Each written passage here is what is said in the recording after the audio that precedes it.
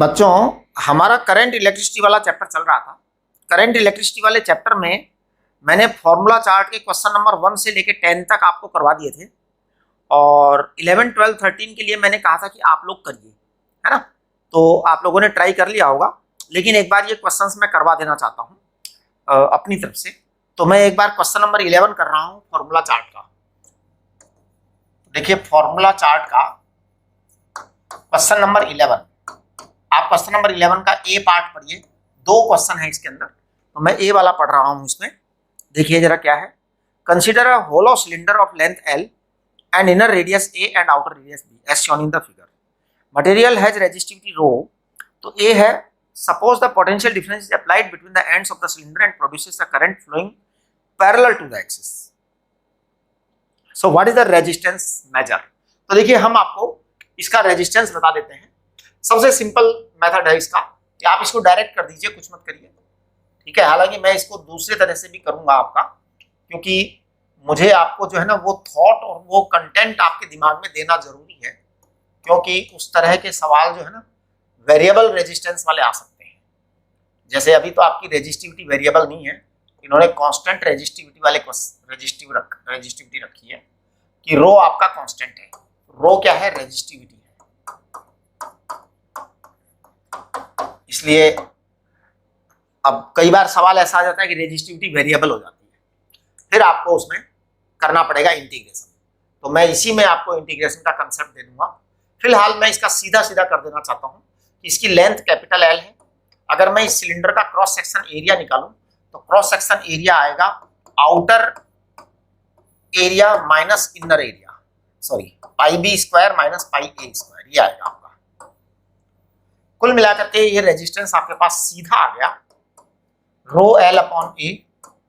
तो ये आ गया रो एल है लेंथ एल और ए है आपका pi B square minus A square. This should be your answer. तो ये आपका आर डायरेक्ट आ गया, कुछ भी नहीं करना हमें।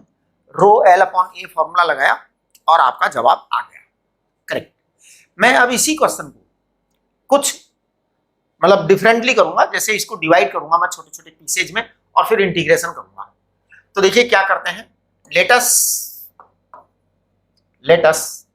Divide the given cylinder, let us divide the given cylinder into many infinitesimal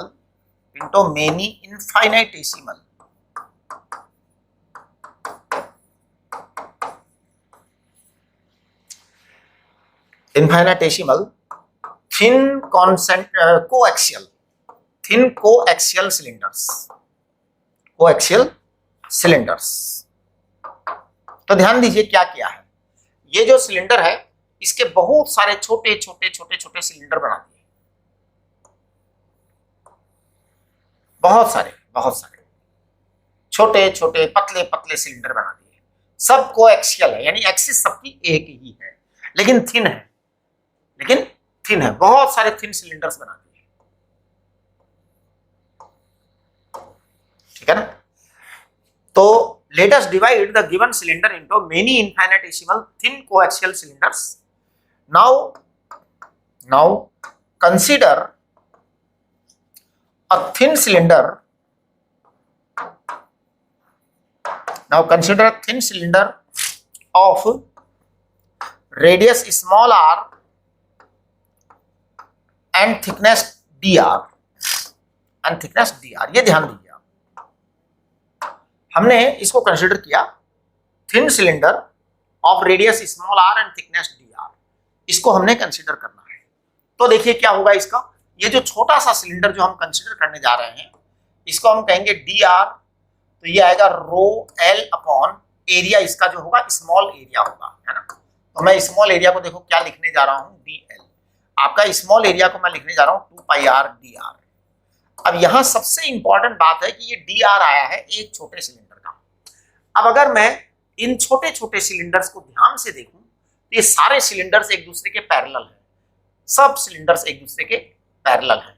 बेटा जब ये सिलेंडर्स एक दूसरे के पैरेलल हैं तो इनके रेजिस्टेंसेज भी एक दूसरे के पैरेलल होंगे। तो हम पैरेलल वाला कंसेप्ट लगाएंगे। पैरेलल वाला कंसेप्ट क्या होता है, 1 upon r equal to 1 upon R1 plus 1 upon R2 plus 1 upon R3, इस तरह से होता है। तो यहाँ पर मैं 1 अपॉन कैपिटल R लिख रहा हूँ। 1 अपॉन कैपिटल R को मैं क्या लिखूंगा, 1 upon R1 plus 1 upon R2 plus 1 upon R3 plus 1 upon R2। तो इसको हम ऐसा लिख सकते हैं इंटीग्रेशन 1 अपॉन dr। हाँ, और इसकी लिमिट लगाएंगे a से लेकर के b तक, क्योंकि इनर रेडियस a है, आउटर रेडियस b है। तो आप जरा 1 अपॉन dr लिखिए यहाँ पे ईमानदारी से। तो 1 अपॉन dr जब आप लिखेंगे तो ये आएगा 2 pi r dr and rho into l, a से b तक की लिमिट लो। अब आप जो है जो चीजें कॉमन है उनको बाहर निकाल दो।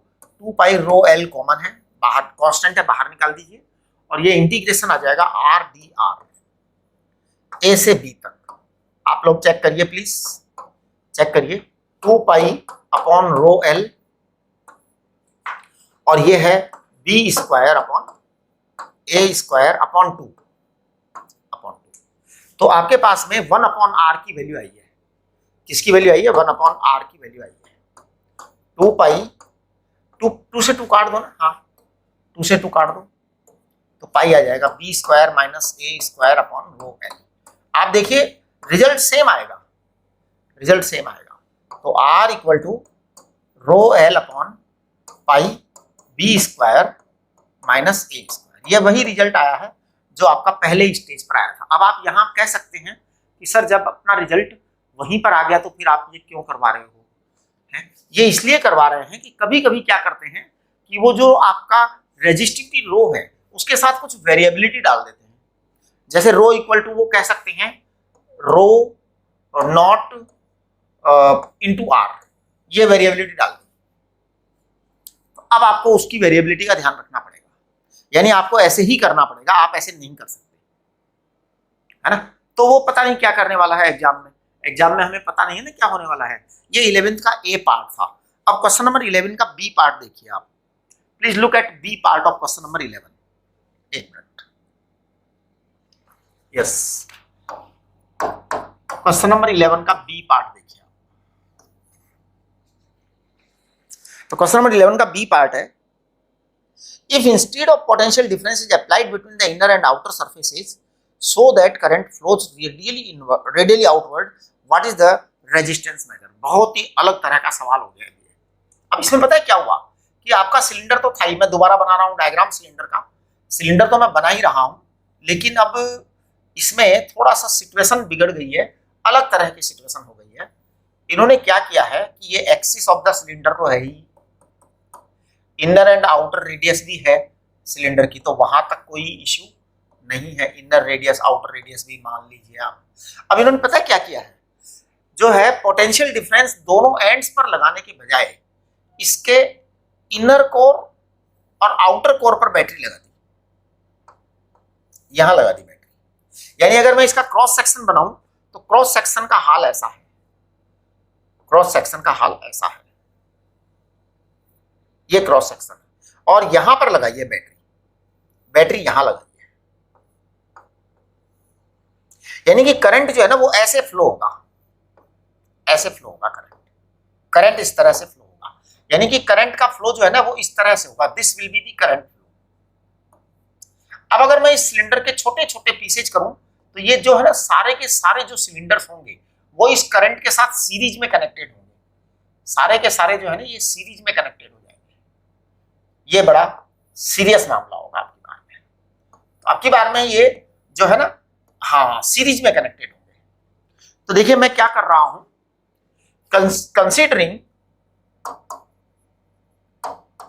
considering thin cylinders, thin small cylinders coaxially as the current flowing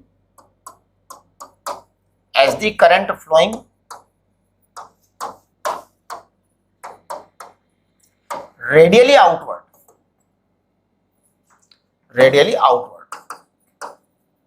as the current flowing radially outward, so these thin cylinders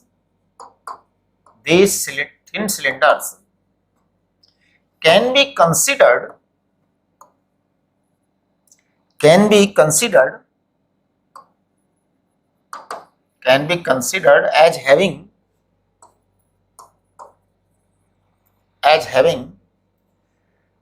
resistances in series, हाँ जी, ये सीरीज कॉम्बिनेशन होगा। तो देखिए मैं सबसे पहले डी आर लिख रहा हूं, स्मॉल रेजिस्टेंस। हमारा रेजिस्टेंस का फॉर्मूला क्या था? रेजिस्टेंस का फॉर्मूला था रो एल अपॉन ए, ये आपका रेजिस्टेंस का फॉर्मूला था। तो यहाँ पे डी आर को मैं लिख रहा हूं रो, लेंथ कितनी होगी? अब देखिए ये करंट की डायरेक्शन में लेंथ होती है, अब आपकी जो लेंथ आएगी ना उसको हम डी आर बोलेंगे, स्मॉल थिकनेस को डी आर को लेंथ बोलेंगे। तो this is d r upon 2 pi r into l, ये आपका क्रॉस सेक्शन बनेगा। ध्यान दीजिए बहुत ही इंपॉर्टेंट बात है कि 2 पाई आर एल आपका क्रॉस सेक्शन बनेगा, डी आर आपकी लेंथ बनेगी, क्योंकि अब की बार में रेजिस्टेंसेज जो है करंट फ्लो रेडियली आउटवर्ड हो रहा है, तो ये बात है। अब हम इसको इंटीग्रेट करेंगे तो ये आपका आएगा रो बाहर, 2 बाहर, पाई बाहर, एल बाहर, और यहां आ जाएगा integration d r upon r. Limit लगाएंगे ए से लेकर के बी तक की, तो आपके पास में आर का रिजल्ट आ जाएगा, चेक करिए, rho 2 pi capital R log of B upon A, this will be your answer. Check कर लीजिए, ये आपका 11th का बी था, राइट। अब मैं 12th क्वेश्चन करने जा रहा हूं, तो look at question number 12 please. Question number 12 जो है ना, इसको देखिए क्या है कि एक टेपर्ड ट्रंक्टेड जो है ना कोन है, उसकी रेजिस्टिविटी रो है, और स्टार्ट की रेडियस ए है, बी है, और हाइट जो है ना उसकी एच है। तो उसका हमें टोटल रेजिस्टेंस निकालना है। देखिए मैं इस डायग्राम को थोड़ा डिफरेंटली बना रहा हूँ, आपका ये जो डायग्राम बना हुआ है उससे थोड़ा अलग बना रहा हूँ मैं डायग्राम, मतलब बनाऊंगा तो वही, लेकिन थोड़ा मैं ऐसे बना रहा हूँ डायग्राम को। ये आपका स्मॉल रेडियस है ए, और फिर यहां पर आपका जो है ना, एक मिनट देखो जरा,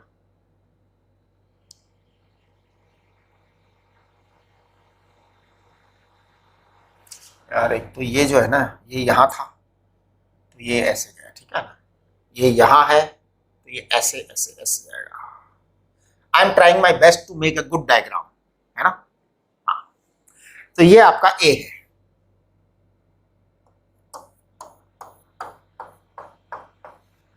ये आपका ए है, और ये आपका बी है।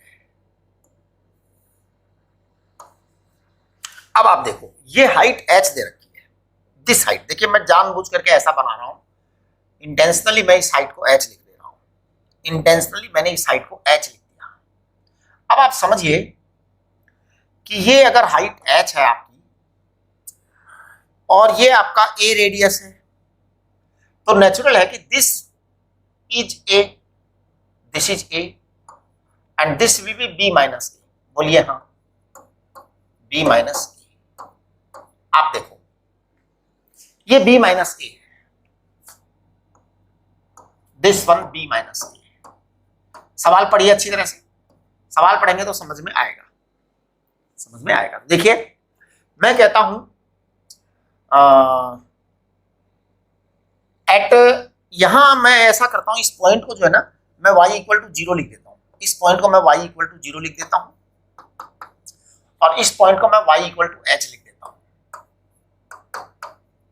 ठीक है। तो अब देखो मैं यहां कह रहा हूं at y equal to 0, at y equal to 0, radius equal to a, है ना, at y equal to h,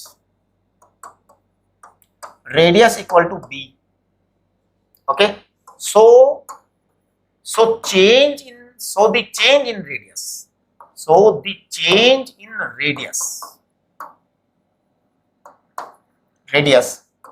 h height के लिए चेंज इन रेडियस कितना होगा जी?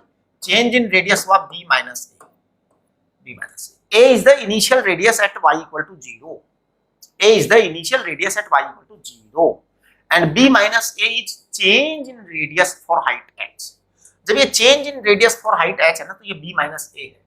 अब मैं यहां पे बात करना चाह रहा हूं कि b minus a हुआ ना ये, तो मैं कहूंगा कि radius at y equal to y. y equal to y हमने कोई आर्बिट्रेरी जगह ले ली, जैसे ये मान लो मैंने y इक्वल टू वाई ले लिया। अब ये y इक्वल टू वाई है तो यहां की रेडियस चाहिए मुझे, दिस रेडियस आई वांट, तो ये रेडियस चाहिए। तो पता है ये रेडियस है क्या? ये रेडियस आपकी a तो है ही है, a तो है ही है, this is a, this is a and this is extra add. तो देखिए radius at y equal to y is small r equal to a plus b minus a upon h into y, ये आपका r आएगा। इसका मतलब समझिए क्या हुआ बेटे, a तो रेडियस आपकी हो गई ना परमानेंट, हमेशा सब जगह की। इसके अंदर ये छोटा सा ये वाला पार्ट जुड़ता चला जाएगा, जुड़ता चला जाएगा। अब आपकी h हाइट के लिए जो पार्ट था वो b माइनस a था, तो b minus a is change in height, change in radius for height h, है ना। तो अब देखिए h हाइट के लिए चेंज कितना हुआ, तो मैं इसको थोड़ा यूनिटरी मेथड से कर दूं आपको। इधर देखो,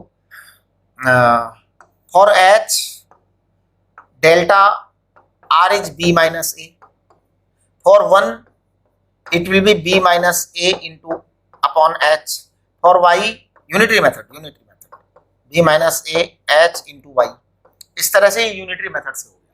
अब फिर क्या करेंगे, हमने चेंज तो निकाल लिया, अब उसके अंदर r से ऐड कर देंगे, तो आपके पास में r आ गया, r आ गया। अब पता है मुझे रेजिस्टेंस निकालना है पूरा, तो मैं क्या करूंगा, इसके छोटे छोटे पीसेज करूंगा, डिस्क बनाऊंगा, बहुत सारी डिस्क, बहुत सारी डिस्क, बहुत सारी डिस्क, बहुत सारी डिस्क, डिस्क बनाऊंगा। अब मैंने एक कोई सी भी डिस्क ले ली जिसकी थिकनेस dy हो, जिसकी थिकनेस dy हो, ये सब सीरीज में लगेंगे। अब तो मैं dr लिख रहा हूं, आप लोग चेक करेंगे dr को, मैं लिख रहा हूं rho into D Y upon pi R square, ये आपका एरिया आ जाएगा।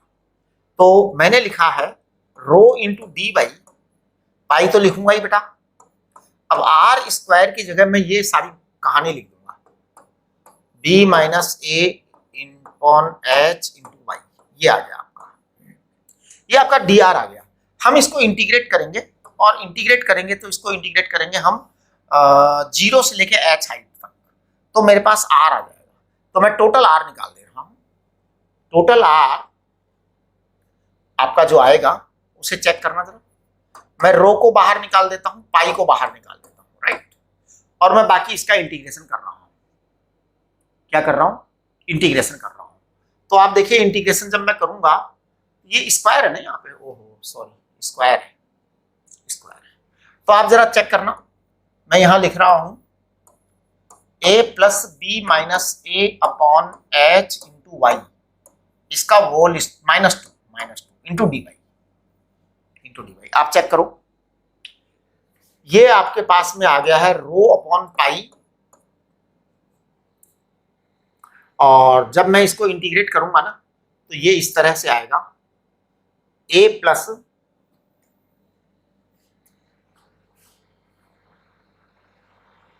ये आएगा a plus B minus a upon h into y, -2 है ना, उसको आप -2 प्लस 1 लिखो, और नीचे आप -1 लिख दीजिए, ये तो ये हो गया। अब इसका डिफरेंशिएट करके भाग भी लगाइए।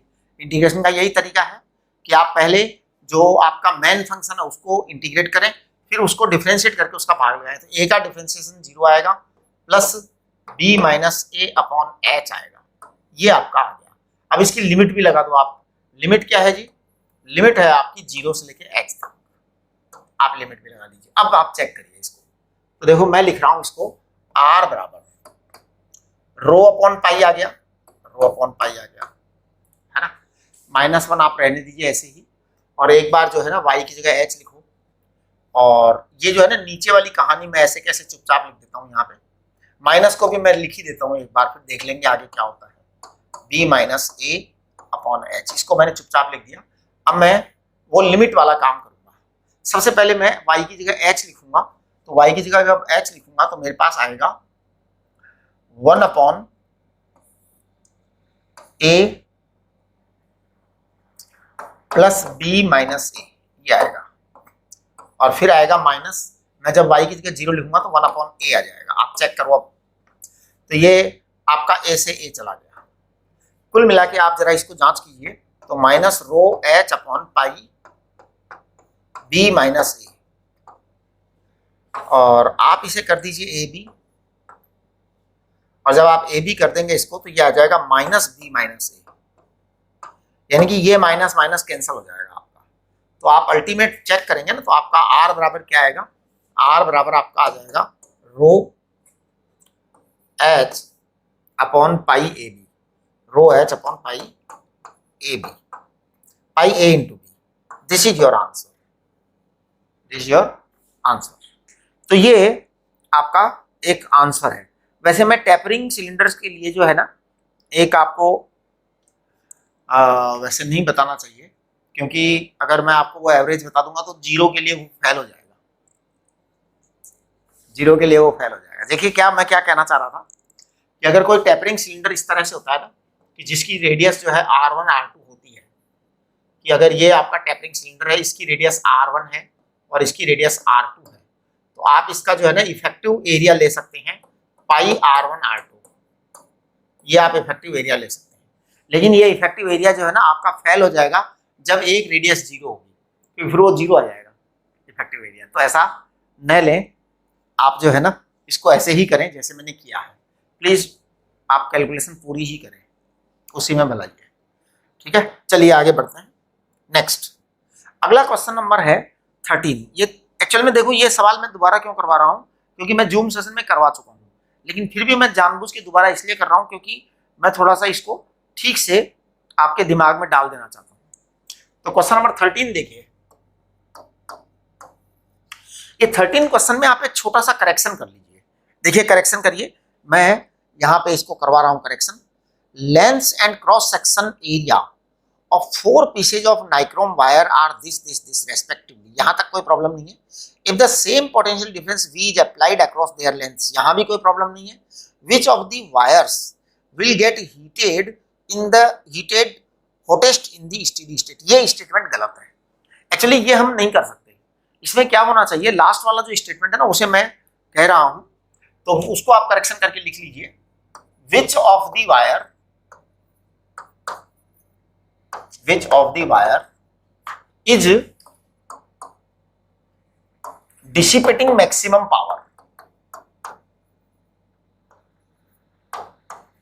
बस यही आपका सवाल होना चाहिए। ये छोटा सा करेक्शन आप इस सवाल में कर लीजिए, है ना। तो विच of the wire will is dissipating maximum power, तो ये आपका बड़ा इंपॉर्टेंट एक चेंज आ गया इसके अंदर। अब आप कहेंगे सर उसमें और इसमें क्या डिफरेंस है? डिफरेंस बहुत बड़ा है। एक्चुअली पता है क्या चक्कर है कि डिसिपेटिंग मैक्सिमम पावर का मतलब है कि आप हीट कैलकुलेट करेंगे, मैक्सिमम हीट, है ना। या इसको आप ऐसा भी कह सकते हैं कि which wire is dissipating maximum heat, maximum amount of heat.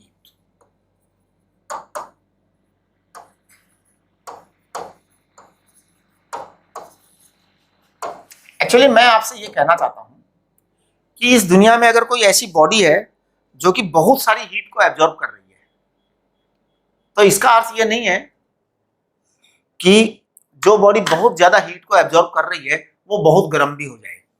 हाँ, कोई जरूरी नहीं है। ये डिपेंड करता है बॉडी के सरफेस एरिया पर कि कितना गर्म होगी बॉडी। जैसे एक बॉडी पर बहुत ज्यादा हीट मिल गई तो वो बहुत ज्यादा गर्म होगी, ये जरूरी नहीं है। हाँ, क्योंकि जो गर्म होती है ना वो टेम्परेचर पर डिपेंड करती है। Hotness depends upon temperature, hotness depends upon temperature. और ये टेम्परेचर जो है ना बहुत सारी चीजों पर डिपेंड करता है। टेम्परेचर हॉटनेस का मेजरमेंट है। तो यहां पर हॉटनेस वाली जो बात है ना वो थोड़ी सी, इसके अंदर बहुत सारी चीजें आ जाएंगी। फिर हॉटनेस में आपका जो है delta Q equal to ms delta theta भी आ जाएगा। स्पेसिफिक हीट का चेंज, कितना चेंज आ रहा है टेम्परेचर में, ये भी आएगा। नंबर 2 आपका इसी के अंदर जो है ना E equal to sigma T raise to power 4 Stefan's law भी आएगा। स्टीफन्स लॉ जो है वो आपका किस तरह से काम कर रहा है वो आएगा।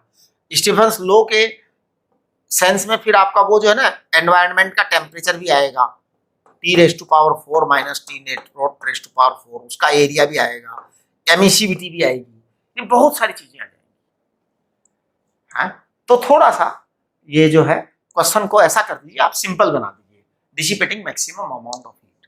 तो देखिए पावर का फॉर्मूला आप लोग जानते हैं V²/R⁻T होता है। ध्यान दीजिए पावर का I²R⁻T भी होता है, लेकिन I am not using this thing.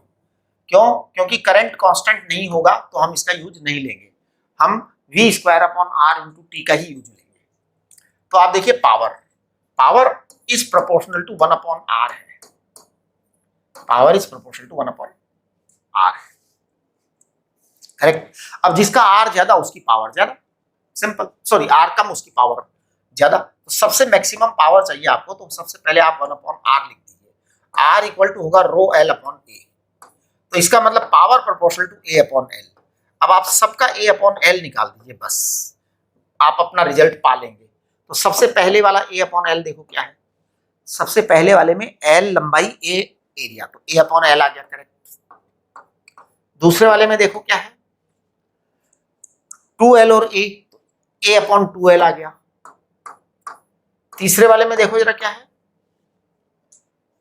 2A/L। चौथे वाले में देखना जरा 2A/2L है, 2A/2L तो L A/L ही आएगा। इसका मतलब ये तो आपका जो है ना थर्ड ही बेटर आंसर है, क्योंकि सबसे ज्यादा हीट उसी के अंदर जाएगी, क्योंकि उसका रेजिस्टेंस सबसे ज्यादा आ रहा है। आप देखो स्टेप्स क्या लिया है मैंने, P इक्वल टू V²/R⁻T, फिर हमने P proportional to A ρL कर दिया, फिर आपके P प्रोपोर्शनल टू ये चीज आ गई। यहां तक आपकी बात हो चुकी है, राइट। इसके बाद में हम आगे बढ़ते हैं।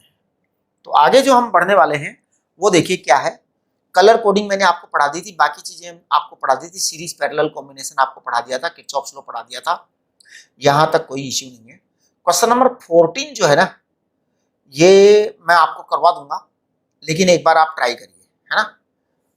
एक मिनट जरा, क्वेश्चन नंबर 14 क्या है, consider the circuit shown in figure for a given resistance R0, what must be the resistance R1 so that the equivalent resistance again R0। अच्छा देखिए क्या है, यहाँ पे 4 रेजिस्टेंस लगाए गए हैं और इक्विवेलेंट रेजिस्टेंस भी हमको R0 चाहिए, ऐसा ये कह रहे हैं। तो आप क्वेश्चन नंबर जो है ना ये 14 वाला जो सवाल है, डू योर सेल्फ 14, इसको देख ही लीजिए। ये यहाँ पे आपका R1 है, यहाँ पर R1 है, यहाँ पर R0 है, R0 है, और क्या है, और ये आपका ये है, करेक्ट, ये आपका R1 है। तो देखो ये R1 R0 और R1 है, करेक्ट। अब आप जब देखेंगे ध्यान से तो यहां पर ये R1 और R0 जो है ये सीरीज में है, R1 और R0 जो है ये सीरीज में है, और ये इसके पैरेलल में फिर ये सीरीज में है। तो मुझे इनके बीच का रेजिस्टेंस चाहिए, और डिमांड पता है क्या है, डिमांड है कि यहाँ पे R0 ही रिजल्ट आवे, ऐसा ये कह रहे हैं, क्वेश्चन कह रहे हैं, राइट। तो देखिए मैं कर रहा हूं इसको, सबसे पहले मैं इसका सीरीज कॉम्बिनेशन कर देता हूं, तो R1 प्लस R0, राइट। फिर इस R1 के साथ पैरेलल कॉम्बिनेशन है, तो इनटू R1 अपॉन पैरेलल वाला रूल लगाओ, प्लस R1, फिर उस R1 के साथ सीरीज कॉम्बिनेशन, तो प्लस R1, ये आपका R0 होना चाहिए, ऐसी रिक्वायरमेंट है क्वेश्चन की। क्वेश्चन की डिजायर के अकॉर्डिंग हमने इसका सीरीज कॉम्बिनेशन किया, फिर इसका पैरेलल किया, फिर उसके साथ सीरीज जोड़ा, फिर ये आ गया, ये मेरी इक्वेशन बन गई। अब मैं इस इक्वेशन को सॉल्व करूंगा, तो आप जरा चेक करना solution, R1 plus R0 into R1 upon R1 plus R0 plus R1 है बेटा, और it is equal to R0 minus R1 है। अब आप थोड़ा सा जो है ना कैलकुलेशन पर ध्यान दीजिए, तो मैं इसको लिख रहा हूं R1 square plus R0 R1 left hand side पे, और राइट हैंड साइड पे इस सारी कहानी को ले जा रहा हूं मैं। तो आप जरा चेक करो, R0 minus R1 multiplied by R0 plus R1 plus R1, या इसको 2R1 कर दें क्या, हाँ इसको 2R1 लिख ही दो ना, इसको 2R1 लिख दो, देखना जरा चेक करिए प्लीज, बस अब जरा एक बार इसको R1 स्क्वायर को R1 स्क्वायर रहने दो, R नॉट को R1 नॉट रहने दो। अब जरा इसको कैलकुलेट करिए, R naught square plus 2 R1 R naught minus R1 R naught minus 2 R1 square. Check करो जी, I hope this thing will get cancel out, है ना। और यहाँ पे 3R1 स्क्वायर आ जाएगा, 3R1 स्क्वायर बराबर R not square. So answer will come R1 equal to R not upon √3। This will come your answer. तो R1 equal to R not upon √3, ये आपका आंसर आएगा। चलिए अब हम थोड़ा सा इससे आगे बढ़ते हैं अगले सवाल पे। इसका जो नेक्स्ट क्वेश्चन है वो एक लैडर सर्किट है। ये कह रहे हैं the figure shown is an infinite circuit formed by the repetition of same link consisting of resistance R1 and R2, R1 4 ओम है, R2 3 ओम है। Find the resistance of this circuit between A and B। तो मैं एक काम करता हूँ, ऐसे ladder circuit के लिए मैंने आपको पहले भी बताया था, कैपेसिटर्स के अंदर एक लैडर सर्किट करवाया था मैंने। तो लैडर सर्किट का कंसेप्ट जो है वो ये था कि आप इसका रिजल्ट कुछ भी मान लीजिए। तो से R net equal to Z, मेरे को Z मानना अच्छा लगता है, अपनी अपनी बात है ना। आपको Z अच्छा ना लगता हो तो कुछ और मान लेना, है ना। हाँ, कुछ भी मान लेना। R net equal to Z मान लिया, इसका मतलब इसका आंसर Z है, इसका आंसर Z है। अब मैं Z के साथ क्या करूंगा, एक सेट और कनेक्ट करूंगा। देखो अब मैं कहां सेट कनेक्ट करूंगा, सोचो मैं कहां सेट कनेक्ट कर सकता हूं। इस लेडर के स्टार्ट में कर सकता हूं या इस लेडर के एंड में कर सकता हूं, बताओ कहां करूंगा मैं। स्टार्ट में ही कर सकता हूं, एंड तो वहां है जहां मैं पहुंच नहीं सकता, इनफाइनाइट है। इनफाइनाइट पे कहां पहुंचोगे जी, इनफाइनाइट तो वहां पर है सूरज के पास में। तो भैया मैं तो जल जाऊंगा, मैं नहीं जाऊंगा सूरज के पास। हाँ, तो मैं यहीं जोड़ूंगा, स्टार्ट में ही जोड़ूंगा। तो देखिए Z मैंने मान लिया, तो ये आपका Z है, ये क्या आपका Z है। अब मैं इस Z के अंदर एक सेट और जोड़ दूंगा शुरू में, और वो है आपका कितना, एक मिनट जरा, कितना कितना है ये। अब फिर यहां भी आंसर Z ही आएगा बिल्कुल। यही इनफाइनाइट लैडर की खास बात होती है कि आपने उसमें अगर एक सेट और जोड़ दिया तो your answer will come same, यानी कि ये 3 है और वो 4 है, आपका आंसर वापस से Z आएगा। Z एंड 3 पैरेलल में है, तो मैं इसको लिख रहा हूं Z into 3 upon Z plus 3 plus 4, ये आपका रिजल्ट आ गया। इसको मैं वापस से Z लिख दिया, ये खास बात है। बस हो गया आपका सवाल। अब आप ऐसा करिए, Z इंटू 3 थ्राइस Z और it is Z plus 3, it is equal to Z minus 4, आप ऐसा लिख दीजिए। तो thrice Z equal to Z minus 4 into Z plus 3, Z plus 3। अब देखो ये 3Z equal to Z square minus 4Z plus 3Z minus 12, आप check करिए। तो मुझे लग रहा है ये 3Z से 3Z उड़ा देना चाहिए। देखिए मेरी कैलकुलेशन पर आप लोग भरोसा मत करना, I can do any mistake at any point of time. हाँ जी, I can do any mistake at any point of time, किसी भी समय में कुछ भी गड़बड़ कर सकता हूं, तो आपको चेक करना है बस। चलिए Z क्या आ जाएगा, Z आ जाएगा -4 plus minus under root B square minus 4AC यानी कि 16 माइनस 4AC यानी कि 48 डिवाइड बाई 2, चेक करो जी। तो ये आएगा -4 प्लस 64 का 8 आ जाएगा, ये 2 आ जाएगा। देखना R बराबर 2 आ रहा है क्या, R बराबर 2 ओम, तो आपका नेट रिजल्ट 2 ओम आ गया। ठीक है, ये नेट रिजल्ट 2 ओम आ गया है। 6 ओम आ रहा है यहाँ तो, डिब्बा भरे। अब क्या करूं, 6 ओम आ रहा है भाई, अपना 2 ओम आ गया। देख लो भाई एक बार, एक मिनट जरा, क्या गड़बड़ हुई है जी।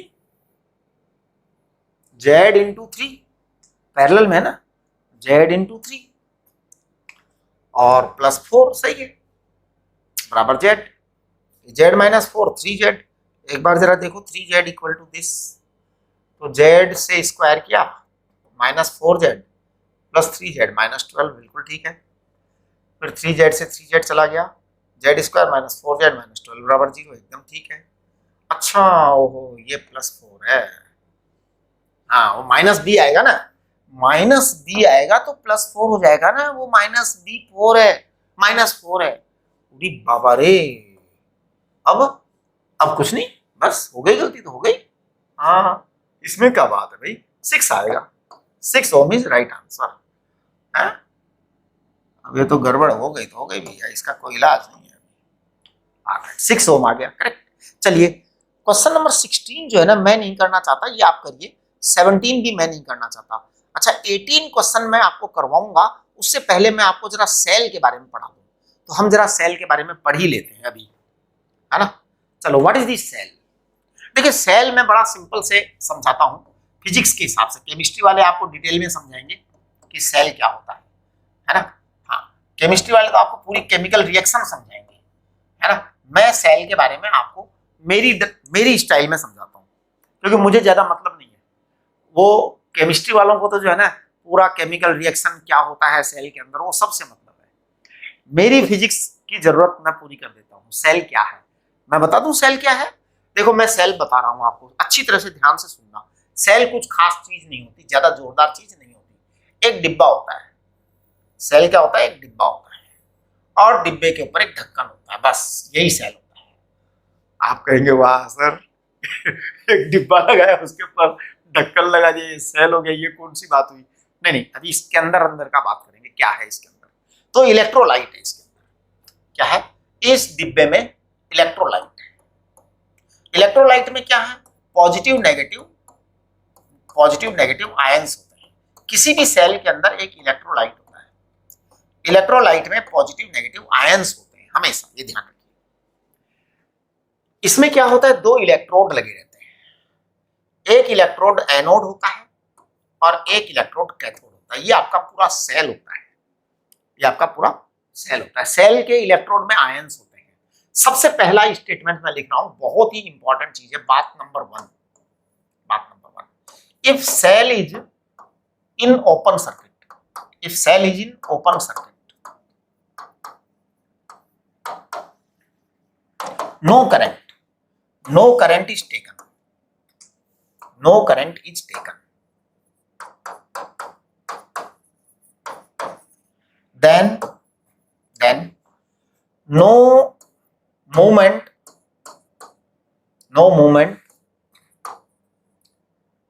or current flowing due to ions. मतलब सेल के अंदर जो आयंस है ना, positive negative, they are doing nothing. So as no current और ion movement, as no current और ion movement, so internal resistance is 0, internal resistance small r will be 0, small r is 0। देखिए इसका मतलब क्या होता है, व्हाट इट मीन ये हुआ इसका, means if i equal to 0, r equal to 0, cell is in open circuit, है ना, cell is in open circuit, right। at this stage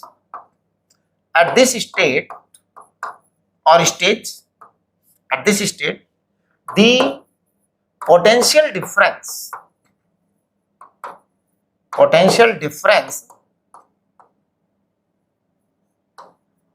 across the cell is called EMF of the cell, is called EMF of the cell। अब देखिए मैं आपको EMF की दो definition बता दे रहा हूं। कितनी डेफिनेशन, दो डेफिनेशन। तो देखो ईएमएफ बता रहा हूं मैं आपको सेल का, ईएमएफ ऑफ सेल, इसकी दो डेफिनेशन बता दे रहा हूं। तो definition number 1, EMF equal to E equal to potential difference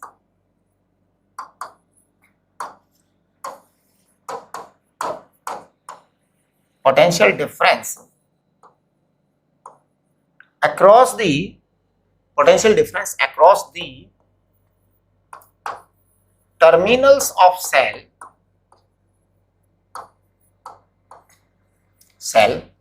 when no current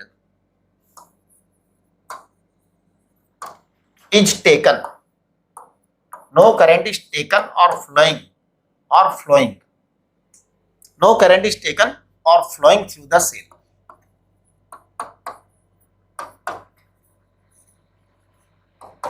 ये आपका ईएमएफ होता है, राइट। ये एक डेफिनेशन हो गई। ये आज मैंने आपको नई डेफिनेशन बताई है। पहले मैंने आपको ईएमएफ की एक डेफिनेशन और बताई थी, वो मैं आपको रिकॉल करा देता हूं। तो देखिए सेकंड डेफिनेशन क्या थी? सेकंड डेफिनेशन थी EMF equal to E, it is work done by the cell,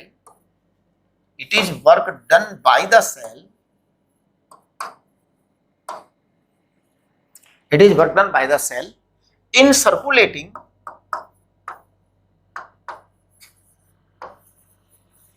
ध्यान दीजिए, it is work done by the cell in circulating a unit charge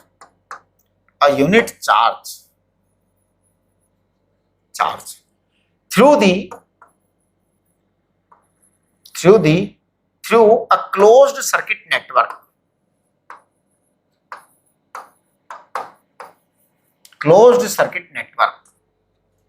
through a closed circuit network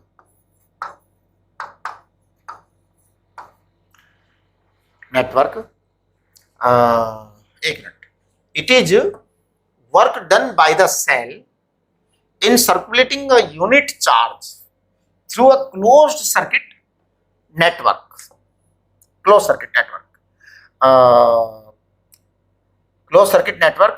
covering cell also, मतलब cell है तो cell तो खैर होना ही चाहिए वैसे तो कोई भी नेटवर्क का एक पूरा सर्किट ले लीजिए, कंप्लीट क्लोज्ड लूप ले लीजिए, है ना।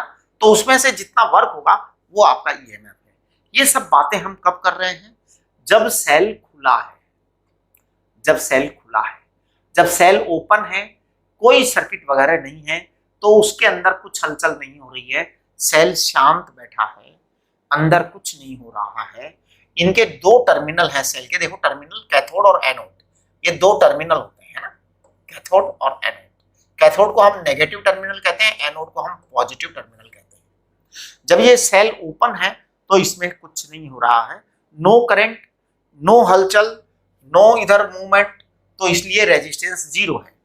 भाई आयंस का जब मूवमेंट होगा तब वो आपस में डिशुम करेंगे, टकराने के कारण ही तो फिर अपना आएगा जो भी आने वाला है, रेजिस्टेंस वगैरह। चलिए ये आपका फर्स्ट स्टेप पूरा हो गया। अब मैं इस सेल को किस में डालूंगा? सर्किट में डालूंगा, ठीक है। तो देखिए नेक्स्ट पेज पर मैं आपका मतलब सर्किट में डाल रहा हूं। If you put a cell in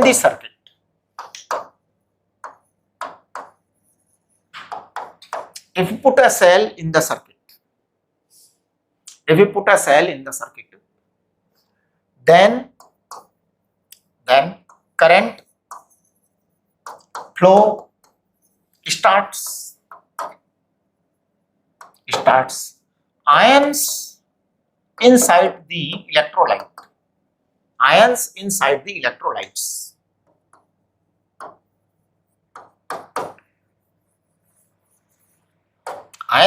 the electrolytes start moving.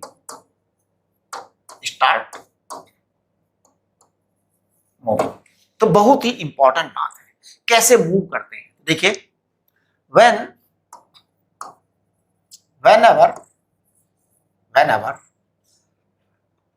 a current is taken out, whenever a current is taken out from cell,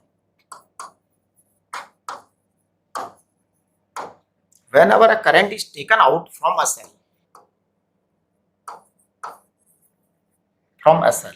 whenever a current is taken out from a cell,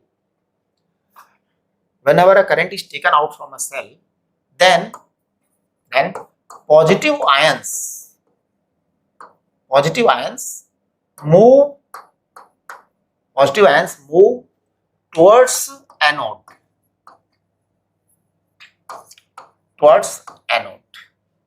and negative ions move towards cathode.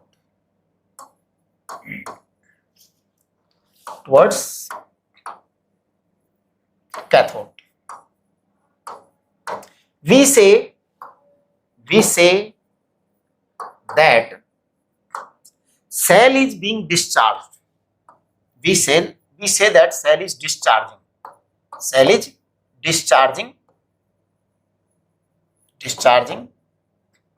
Energy is being taken out from cell. Energy is being taken out from the cell. देखो बेटा बड़ी ही important बात है, from the cell. जब cell से current बाहर निकाला जाता है, सेल को किसी सर्किट में जोड़ के उससे करंट निकाला जाता है, तो जो पॉजिटिव आयंस हैं इलेक्ट्रोलाइट के वो एनोड की तरफ जाते हैं और जो नेगेटिव आयंस हैं वो कैथोड की तरफ जाते हैं. But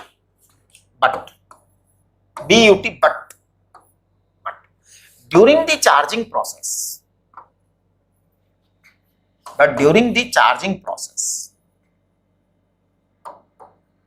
process, charging process, negative ions go to anode,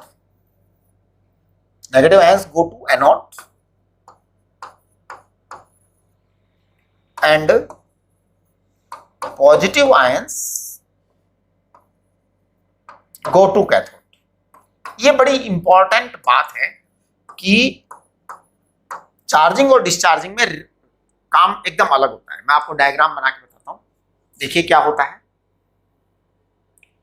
जैसे मान लो ये एक सेल है. सेल में जैसे मैंने आपको बताया कि एक डिब्बा होता है और इस डिब्बे के अंदर क्या होता है, डिब्बे के ऊपर एक ढक्कन होता है. इसमें इलेक्ट्रोलाइट होता है. इलेक्ट्रोलाइट में पॉजिटिव नेगेटिव होते हैं. ऐसे होते हैं ना. हाँ. अब देखिए यहाँ पे एक कैथोड है, एक एनोड है.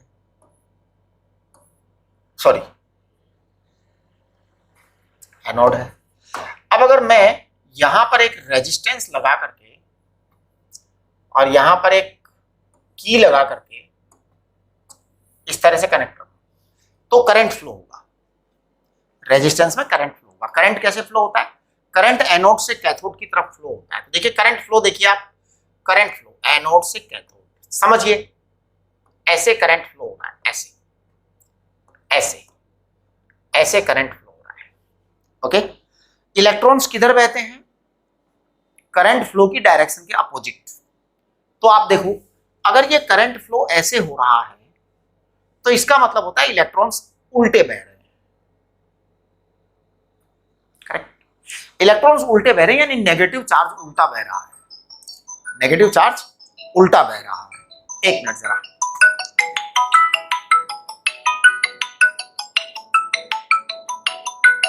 क्या है यार? तो आप ध्यान दीजिए, ये जो है ये इस तरह से करंट अगर ऐसे बह रहा है तो इसका मतलब नेगेटिव चार्ज ऐसे बह रहा है. अब आप नेगेटिव चार्ज के बहने को चेक करें.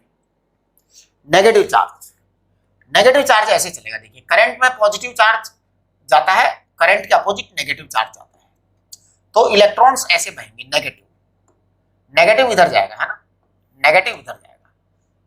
हाँ, नेगेटिव करंट के अपोजिट जाएगा. ये नेगेटिव है. ध्यान दीजिए ये नेगेटिव है. तो करंट आपका ऐसे आ रहा है, ओके, यहां से नेगेटिव जाएगा, नेगेटिव जाएगा। अब ये नेगेटिव जो है ना आपके इधर की तरफ आएंगे, ये ध्यान दीजिए, यहां से नेगेटिव जो है, यहां से नेगेटिव जो है, नेगेटिव नेगेटिव, ये इधर आएंगे, ये इधर आएंगे, ये इधर आएंगे, ये इधर आएंगे, तो ये आपका नेगेटिव इधर आया, इधर आया, इधर आया, इधर आया। तो नेगेटिव कहां पर आए? कैथोड पर आए। तो during use of the circuit, oh sorry, cell, during use of the cell or discharging of the cell, during the use of cell or discharging माने यूज, सेल का यूज लेने का मतलब है discharging, during the use of cell और discharging negative ions go to cathode. ये बड़ी important बात है, ये जो है ना कई बार स्टेटमेंट के अंदर क्वेश्चन पूछ लिया गया है। Go to cathode, positive ions go to anode, right. लेकिन यही चीज एकदम उल्टी हो जाती है, कब? जब सेल को चार्ज किया जाता है, चार्ज किया जाता है यानी हायर पावर बाहर रखी जाती है। तो देखिए सेल को चार्ज कैसे किया जाएगा, सेल की चार्जिंग भी मैं आपको समझाई दूं सेल की। देखिए चार्जिंग ऑफ द सेल में क्या होता है कि आपका सेल तो है, ठीक है, वो एनोड भी है आपके, वो भी ठीक है, इलेक्ट्रोलाइट भी है, सब सही है, सब कुछ ऐसा कैसा है बस। लेकिन अब थोड़ा सा पंगा हो जाएगा कि बाहर वाला जो सोर्स है ना वो स्ट्रॉन्ग सोर्स होगा। चार्जिंग तो आप बड़े से ही करोगे ना भाई, छोटे से सोर्स से चार्जिंग थोड़ी करोगे। तो अब आपका जो ये कैथोड एनोड है, मैं यहां से थोड़ी जगह बना देता हूं, ये लो जी, चार्जिंग के लिए बात कर रहा हूं मैं, चार्जिंग। तो जैसे अगर मान लो आपका सेल 5 वोल्ट का है, सेल कितने वोल्ट का है? 5 वोल्ट का। ये कैथोड है, ये आपका एनोड है, ये नेगेटिव है, ये पॉजिटिव है, करेक्ट। अब आपका सेल अगर 5 वोल्ट का है तो आप कितने से जोड़ोगे उसको? 10 से जोड़ोगे, ज्यादा से ही जोड़ोगे ना यार, चार्ज दोगे तो, नहीं तो चार्ज नहीं होगा, उल्टा दे देगा। हायर वोल्ट से लोअर की तरफ करंट फ्लो होता है, तो चार्जिंग करनी है तो आप इसको, अगर ये सेल 5 वोल्ट का है तो इसके बाहर एक सोर्स लगाइए आप, है ना, और सोर्स को ऐसा करो कि जो पॉजिटिव होगा वो आपका जुड़ेगा एनोड से और ये आपका कैथोड उससे जुड़ेगा, राइट। अब ये आपका जो है ना, अगर ये 5 वोल्ट है मान लो सेल, तो वो 10 वोल्ट या 15 वोल्ट या 20 वोल्ट होना चाहिए, हायर होना चाहिए। अब देखिए क्या होगा, जैसे ये आपका ज्यादा हुआ तो अब इधर सर्किट आएगा, तो करंट इधर आएगा, यानी अब आपका पॉजिटिव इधर बह रहा है, तो आपके पास में करंट इस तरह से फ्लो होगा। इस तरह से करंट फ्लो होने का मतलब पॉजिटिव इस डायरेक्शन में फ्लो होगा, तो आपका नेगेटिव उल्टा जाएगा, नेगेटिव इधर जाएगा, यानी कि अब आपका जो है ना एनोड को नेगेटिव चार्ज मिल रहा है और आपके कैथोड को पॉजिटिव चार्ज मिल रहा है। ये आपका प्रॉब्लम है। अब आप इसको समझिए कि जो when we use cell either for charging और डिस्चार्जिंग, है ना, तो देखिए when a cell is put in the circuit, when a cell is put in the circuit, है ना, whether charging or discharging, whether charging or discharging,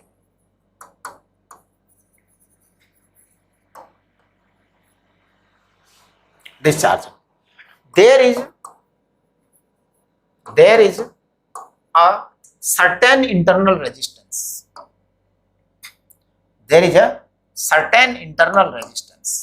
internal resistance जरूर है,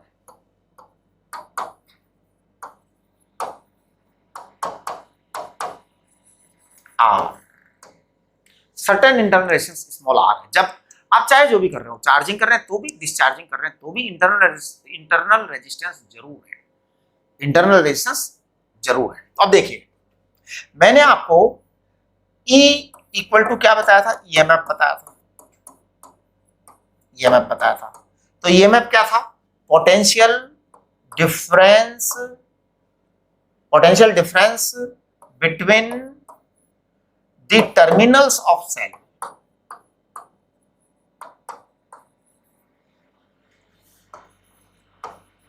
ध्यान दीजिए, is EMF it is potential difference between the terminals of cell when no current,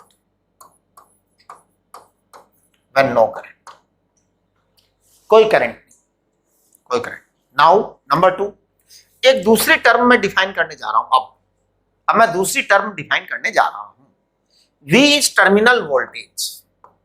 ये थोड़ी different term है, it is not EMF, terminal voltage.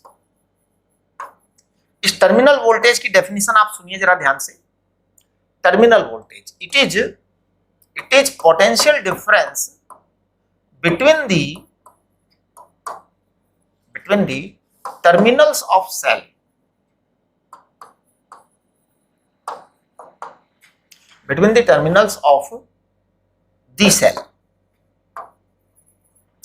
when some current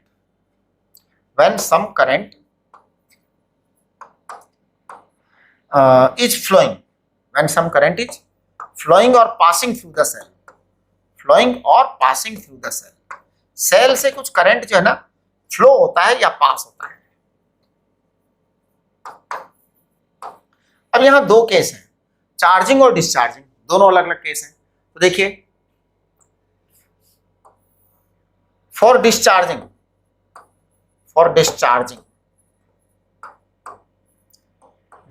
के case में आपका जो टर्मिनल वोल्टेज आएगा ना वो E माइनस IR आएगा, यानी कि आपका टर्मिनल वोल्टेज कम आएगा EMF से डिस्चार्जिंग के टाइम।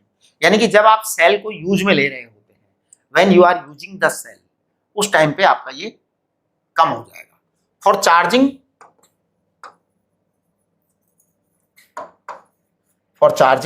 V इक्वल टू आपका आएगा E प्लस IR। ये दोनों में डिफरेंस आएगा, जब आप चार्ज करेंगे तो ये ऐड हो जाएगा, जब आप डिस्चार्ज करेंगे तो ये सब्ट्रैक्ट हो जाएगा। एक मिनट जरा, जस्ट अ मोमेंट। हाँ ठीक है, तो ये बड़ी इंपॉर्टेंट बात है कि डिस्चार्ज करेंगे तो ऐसा हो जाएगा और चार्ज करेंगे तो ऐसा हो जाएगा। तो अब देखिए, मैं अब इसको थोड़ा सा आगे की तरफ बढ़ाता हूं कि मैं डिस्चार्जिंग की बात कर रहा हूं, है ना। जनरली डिस्चार्जिंग की बात ही होती है आपके लेवल तक, चार्जिंग वाला केस आपके बहुत कम आता है, कभी कभी आ जाता है चार्जिंग वाला केस, जनरली तो आपके डिस्चार्जिंग का केस ही आता है। तो देखिए, to calculate internal resistance, next topic डालिए, to calculate internal resistance of cell.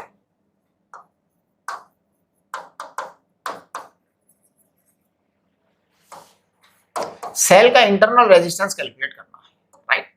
Small r is internal resistance, ऐसा हम बताएंगे आपको। इंटरनल रेजिस्टेंस ही बोला करेंगे हम स्मॉल r को, राइट। तो देखो, मैंने बड़ी सिंपल सी बात बता दी कि V इक्वल टू होता है E माइनस IR, राइट। अच्छा, अब यहां मैं आपको बता दूं कि as per Ohm's law V equal to होता है I into R। R external resistance है, I करंट है, capital R external resistance of the circuit है। तो आप देखेंगे I equal to V upon R होगा, बिल्कुल I equal to V upon R होगा, इसमें कोई डाउट ही नहीं है।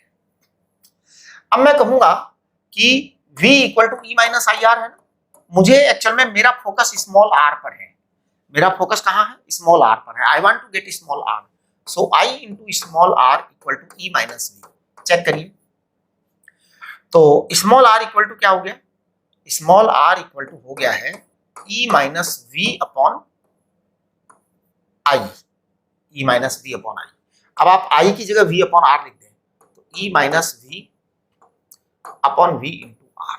This is the internal resistance while discharging, क्योंकि जनरली हम इंटरनल रेजिस्टेंस जो पता करेंगे लेबोरेटरी में, आपके स्कूल लेवल पर या आपकी लैब जो है, इंटरनल रेजिस्टेंस हम डिस्चार्जिंग सर्किट से ही पता करते हैं। तो डिस्चार्जिंग होगा तो ये कम होगा, अच्छा, अगर मान लो कभी ऐसा हो जाए कि नहीं सर चार्जिंग सर्किट से पता करो, तो कोई खास बात नहीं है, आपका जो है ना ये उल्टा हो जाएगा, V माइनस E हो जाएगा, बाकी चीजें वही रहेंगी। हाँ, क्योंकि डिस्चार्जिंग सर्किट में उल्टा होगा, V ज्यादा होगा, वोल्टेज टर्मिनल वोल्टेज ज्यादा होगा, E कम होगा। वैसे हालांकि कभी आएगा नहीं आपके, ये आपका इंटरनल रेजिस्टेंस हो गया। तो यहां तक देखिए आपका जो है ना ये सारा का सारा अब एक बहुत ही इंपॉर्टेंट चीज मैं आपको बताने जा रहा हूं, मैक्सिमम पावर ट्रांसफर कंडीशन। चलिए, मैक्सिमम पावर ट्रांसफर कंडीशन तो मैं आपको बताऊंगा, लेकिन मैं आपको मिनिमम करंट मैक्सिमम करंट भी बता दूं जरा। देखिए, हालांकि ये आइडियल बातें हैं, मैक्सिमम करंट ही बताएंगे। मिनिमम का तो क्या है, मिनिमम का तो हटा के रख दो। मिनिमम का क्या है, मिनिमम करंट की क्या बात करो, क्या हटा के रख दो सेल को अलमीरा के अंदर, सेल में से करंट ही मत निकालो, मिनिमम हो गया। मैक्सिमम करंट की बात करो, मैक्सिमम करंट। देखो बेटा, मैक्सिमम करंट सबसे पहले, अगर मान लो ये एक सेल है, इस सेल का ईएमएफ मान लो ई है, इंटरनल रेजिस्टेंस आर है, और मैं यहां एक एक्सटर्नल रेजिस्टेंस कैपिटल आर लगा देता हूं। तो आप बताइए आई कितना आएगा, आई बराबर आएगा capital E EMF upon R plus R, total resistance, ये आपका करंट आ जाएगा। किसी भी सेल का ईएमएफ ई है, उसका इंटरनल रेजिस्टेंस स्मॉल आर है, एक्सटर्नल रेजिस्टेंस कैपिटल आर है, तो आपका आई बराबर ये करंट आएगा। This is the maximum, sorry this is the current, this is the current. अब आपको मैक्सिमम चाहिए, तो मैक्सिमम करंट तब आएगा जब आप कैपिटल आर को जीरो कर दोगे। देखिए, स्मॉल आर को तो आप जीरो कर नहीं सकते, स्मॉल आर आपको जीरो करने का राइट ही नहीं है, स्मॉल आर आपके हाथ में है भी नहीं। Small R, we don't have control on small R because small r is internal property of the cell, so we cannot dilute this. Capital R हमारे बस में है, हम हटा सकते हैं चाहे तो एक्सटर्नल। तो देखिए, आई मैक्सिमम को आप कह सकते हो ई अपॉन स्मॉल आर। और पता है, ये जब मैक्सिमम करंट कभी बहता है ना, तो स्पार्क होता है बहुत तेज। आप किसी भी सेल के टर्मिनल्स को कनेक्ट कर दो डायरेक्ट, तो ये वाली कंडीशन बन गई कि आपने एक्सटर्नल रेजिस्टेंस नहीं लगाया, एक्सटर्नल रेजिस्टेंस नहीं लगाया तो स्पार्क होता है वहां पर। ये आपका मैक्सिमम करंट है। अब हम मैक्सिमम पावर की बात करते हैं ना, तो देखिए, मैक्सिमम पावर ट्रांसफर थ्योरम, ये बहुत ही इंपॉर्टेंट थ्योरम है और बहुत सारे क्वेश्चन इस पर पूछे जाते हैं। मैक्सिमम पावर ट्रांसफर थ्योरम,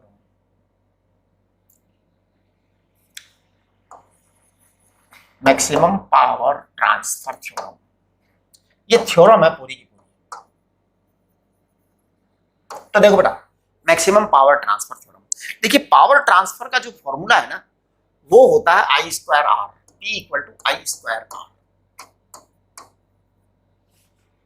आप कहेंगे सर कल तो आपने P equal to V square R बताया था, वी स्क्वायर अपॉन आर बताया था। हाँ बिल्कुल बताया था। एक्चुअली ये और वो दोनों फॉर्मूला एक ही है, लेकिन अब हमें यहाँ पे पावर को ट्रांसफर करना है, तो हम आई को जो है ना लेंगे यहाँ पे, या आप वी स्क्वायर अपॉन आर लिख देंगे तो फिर वी की वैल्यू लिखनी पड़ेगी, कहाँ से, जो भी वी की वैल्यू होती है। अब यहाँ हम आई की वैल्यू लिखेंगे डायरेक्ट। तो देखिए क्या है, मैं लिख रहा हूं यहाँ पे आई बराबर E upon R plus R, देखना जरा, into R, it is the power. तो हमारे पास में जो पावर है वो आई स्क्वायर आर हो गई। और आई स्क्वायर आर लेने का कारण बड़ा सिंपल सा है, क्योंकि एक्सटर्नल सर्किट में हम करंट लेते हैं और वहीं पर पावर ट्रांसफर होती है। सेल के अंदर पावर ट्रांसफर थोड़ी होती है, सेल से तो हम पावर लेते हैं। तो आपका जो एक्सटर्नल रेजिस्टेंस है उसमें अगर करंट आई है, तो आई स्क्वायर आर उस एक्सटर्नल रेजिस्टेंस में पावर होगी, राइट। अच्छा, तो फिर आप कहेंगे क्या वी स्क्वायर अपॉन आर नहीं होगी? होगी ना, मैंने कब कहा नहीं होगी, मैंने कब कहा नहीं होगी। लेकिन अब हमें यहाँ रिक्वायरमेंट जो है वो पावर चाहिए जो आर में है, राइट। अगर आप वी स्क्वायर अपॉन आर लेंगे तो फिर हम वी की वैल्यू लिखेंगे और क्या करेंगे, है ना। कोई ऐसी खास दमदार बात नहीं, ये जो आप चाहते हो तो कोई इसमें ज्यादा बड़ी बात नहीं है, वी स्क्वायर अपॉन आर। अब आप वी को क्या लिखोगे बताओ, वी को क्या लिखोगे, बस ये प्रॉब्लम है। नहीं, वी को आप वो यहाँ पे नहीं लिखेंगे कि वी माइनस आई आर, मतलब वो ई माइनस आई आर करेंगे, फिर आप कैलकुलेशन करेंगे ई माइनस आई आर का होल स्क्वायर, आपकी इच्छा ये हो रही होगी,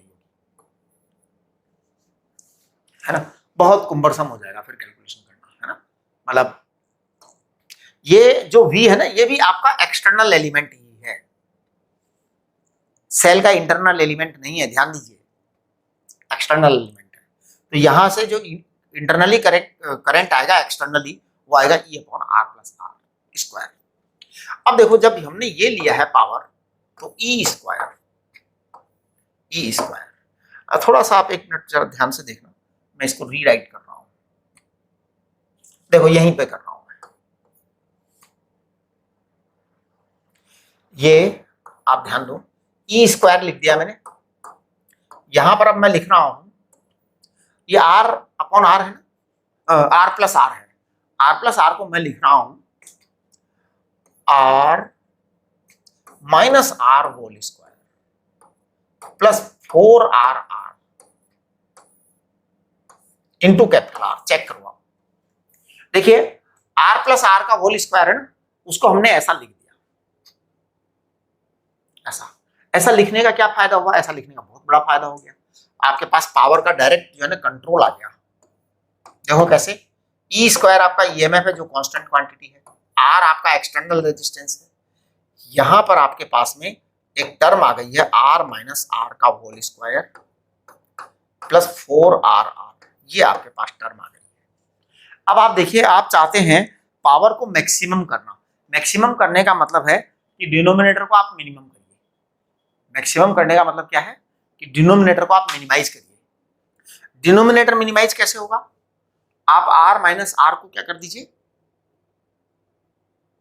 0 कर दीजिए, तो डिनोमिनेटर मिनिमाइज हो जाएगा। तो देखिए फॉर पी मैक्सिमम, अगर आपको पावर मैक्सिमम चाहिए तो आप आर माइनस आर को 0 लिख दीजिए। आर माइनस आर 0 होने का मतलब आर बराबर आर। इसका मतलब ये हुआ कि सेल से अगर आपको एक्सटर्नल सर्किट में मैक्सिमम पावर निकालनी है तो आप एक्सटर्नल सर्किट का रेजिस्टेंस ऐसा चुनिए जो इंटरनल रेजिस्टेंस के बराबर हो, है ना। तो देखिए मैक्सिमम पावर थ्योरम क्या है, hence as per maximum power theorem,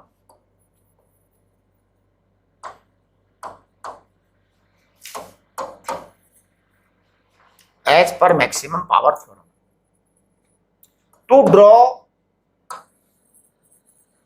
draw out maximum power from a cell,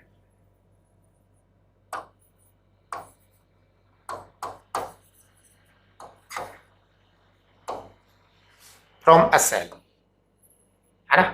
hence as per maximum power theorem to draw out maximum power from a cell,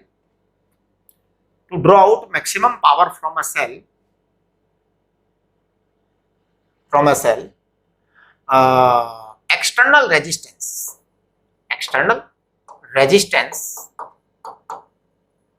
capital R should be equal to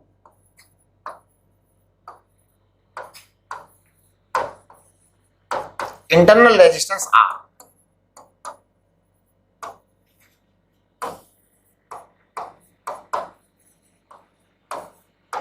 इसके बराबर होना चाहिए, तो देखिए power maximum की value आ जाएगी। For power maximum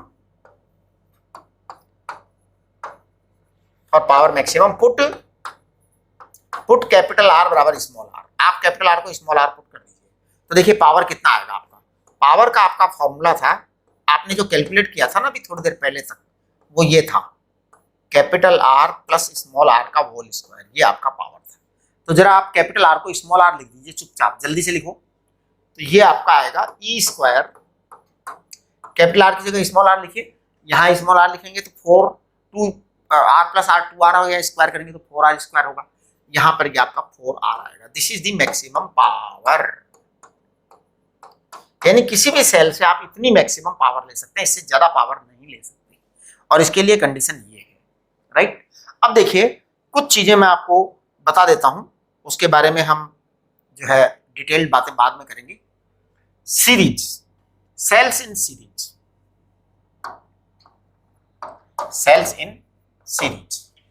वाली बात कर रहा हूं मैं सेल्स को। जैसे बहुत सारे सेल्स आप सीरीज में लगा दीजिए, देखना थोड़ा स्टाइल देखना, E1 E2 E3 E4 मैंने 4 लगाए हैं जानबूझ के, ऐसे इंटेंशनली मैंने इस तरह से लगाया है इनको 4। तो देखो ईएमएफ क्या आएगा, नेट, ई नेट आएगा आपका E1 plus E2 plus E3 plus E4 series के अंदर आएगा बेटा ऐसे। और आर नेट कितना आएगा, नेट इंटरनल रेजिस्टेंस आएगा R1 plus R2 plus R3 plus R4, ये आपका सीरीज में आएगा। अच्छा, एक और चीज बता रहा हूं मैं, सेल्स सीरीज में ही लूंगा मैं।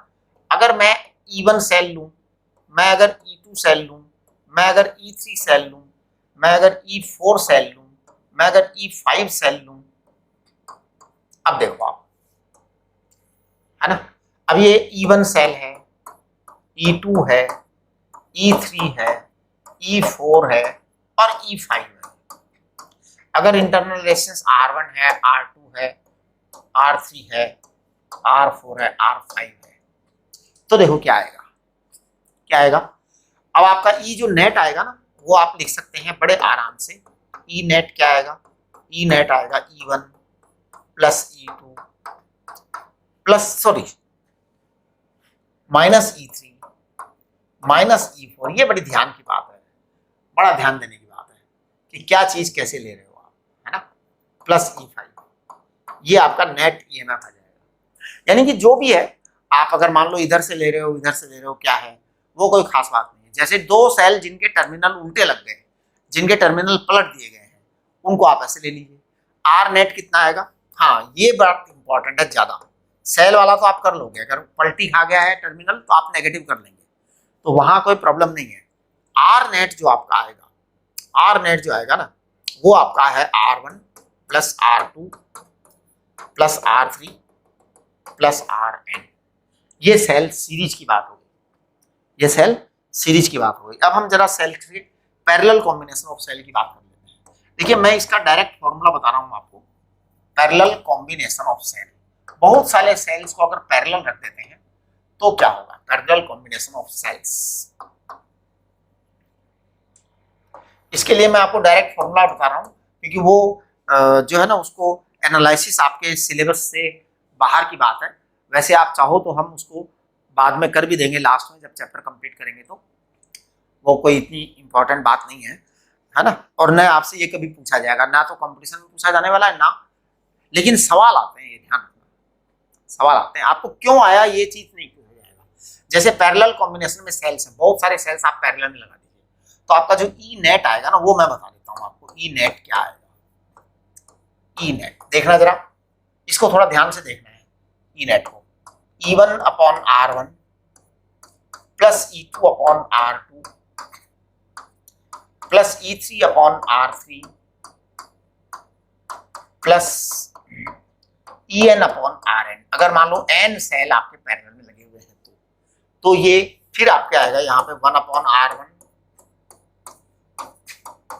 अब आप यहाँ थोड़ा सा ये ध्यान दीजिए कि अगर कोई सेल का टर्मिनल उल्टा लगा हुआ हो तो आप कोई बात नहीं, उसको माइनस कर देना, है ना। R net 1 upon internal resistance का भी नेट रिजल्ट आएगा, वो 1 upon R1 plus 1 upon R2 plus 1 upon R3 plus 1 upon Rn, ये आपका नेट आएगा और वो नेट आएगा। आप इन सब का यूज करेंगे, बहुत सारे क्वेश्चंस हैं आपके फॉर्मूला चार्ट में, काफी सारे क्वेश्चन है। देखिए अब क्वेश्चन नंबर 18 आप कर सकते हैं, अब कर सकते हैं, है ना। क्वेश्चन नंबर 18 कर सकते हैं, 19 कर सकते हैं, 20, अब तो आप जो है ना ये 21, 22, 23, 23 तक आप कर सकते हैं। 24 आपको मैं करवा दूंगा, 24 मैं करवा दूंगा, है ना। ये अब हम अगले लेक्चर में, आज का लेक्चर इतना ही रखेंगे, अगले लेक्चर में हम जो है गैल्वेनोमीटर कर देंगे और वोल्टमीटर कर देंगे, कन्वर्जन कर देंगे, फिर मीटर बीज पढ़ेंगे, फिर पोटेंशियोमीटर पढ़ेंगे, फिर आपका चैप्टर खत्म हो जाएगा। ठीक है, तो चलिए एकदम तैयार हो जाओ बिंदास। आज का नोट्स आज बनाना है, ठीक है, चलिए।